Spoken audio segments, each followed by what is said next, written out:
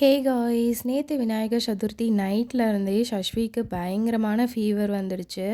அ evening வரைக்கும் கொஞ்சம் நல்லா தான் இருந்தாங்க. நைட்ல இருந்து பயங்கரமான ஃபீவர். எனக்குமே கோல்டு அதிகமாயிட்டு மூச்சே விட முடியல. ஸோ நாங்க 3 பேருமே நைட்டு தூங்கவே இல்ல. கொஞ்சம் விடியிற டைம் வரும்போது தான் சஷ்வி டயர்டாகி தூங்கிட்டாங்க. ஸோ நாங்களுமே தூங்கிட்டு ஒரு 8:00 போல தான் எழுந்திருந்தோம். எழுந்த உடனே ஃபஸ்ட்டு அந்த கற்பூரவள்ளி இலை போட்டு சுடுதண்ணி ரெடி பண்ணிட்டேன். இலை பறிக்கும்போதே செம்பருத்தி பூ பூத்திருந்தத பார்த்தேன். ஸோ அதையும் பறித்து சாமிக்கு வச்சுட்டு காலையில் சாப்பிட்டுட்டு ஹாஸ்பிட்டல் கிளம்பி வந்துட்டோம். ஹாஸ்பிட்டல் பக்கத்தில் தான் அம்மா வீடு அப்படின்றதுனால அம்மாவுமே வந்திருந்தாங்க. எனக்கு இன்ஜெக்ஷன் போட்டுட்டு சஷ்விக்கு வந்து சிரப் மட்டும் கொடுத்துருந்தாங்க. ஸோ வீட்டுக்கு வந்த உடனே ஃபஸ்ட்டு சஷ்விக்கு சிரப் கொடுத்துட்டேன்.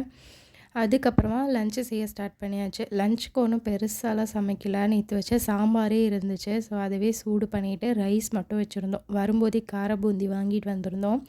இந்த டைம் என்னன்னு தெரில, எனக்கு கொஞ்சம் காரமாக சாப்பிடணும் போல இருந்துச்சு. ஸோ கொஞ்சம் பெப்பர்லாம் அதிகமாக போட்டு ஆம்லேட் போட்டுட்டு அப்போவே நான் சாப்பிட ஆரம்பிச்சிட்டேன். தமிழ் வந்து பாப்பாவுக்கு ஊட்டி விட்டுட்டுருந்தாங்க. நான் கொஞ்சம் சீக்கிரமாகவே சாப்பிட்டுட்டேன். ஏன்னா இன்ஜெக்ஷன் போட்டிருந்தாங்க அப்படின்றதுனால எனக்கு கொஞ்சம் மயக்கமாக இருந்துச்சு. ஸோ சாப்பிட்டா கொஞ்சம் பெட்டராக இருக்கும் அப்படி சொல்லிட்டு சீக்கிரமாகவே சாப்பிட்டுட்டேன்.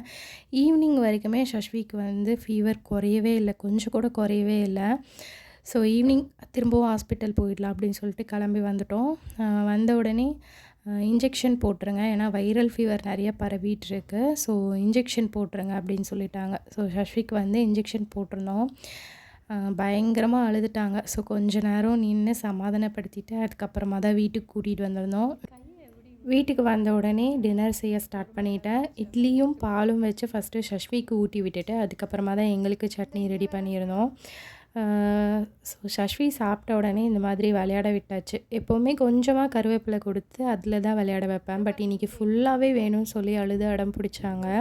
உடம்பு சரியில்லைனாலே குழந்தைங்க அழ தானே செய்வாங்க. அதுவும் இல்லாமல் இன்றைக்கி ஃபுல்லாகவே அழுதுகிட்டே இருந்தாங்க. சரி பாவமாக இருந்துச்சு அப்படின்னு சொல்லிட்டு மொத்தமாக கொடுத்து சரி விளையாடு அப்படின்னு சொல்லிட்டு இந்த மாதிரி சிந்தி இருந்ததெல்லாம் எடுக்க சொல்லி கொஞ்சம் ஆக்டிவாக வச்சுருந்தோம். ஏன்னா இந்த மாதிரி விளையாடும் போது மட்டும் தான் அமைதியாக இருந்தாங்க. மற்ற நேரம் ஃபுல்லாகவே அழுதுகிட்டே இருந்தாங்க. பாவமாக இருந்துச்சு பார்க்குறதுக்கே. ஸோ விளையாட விட்டாச்சு. அவங்க இஷ்டத்துக்கே விளையாட விட்டாச்சு. அந்த கேப்லேயே நாங்களும் சாப்பிட்டு முடிச்சிட்டோம். குடிக்கணுமே, குடித்தா தானே சரியாகும்.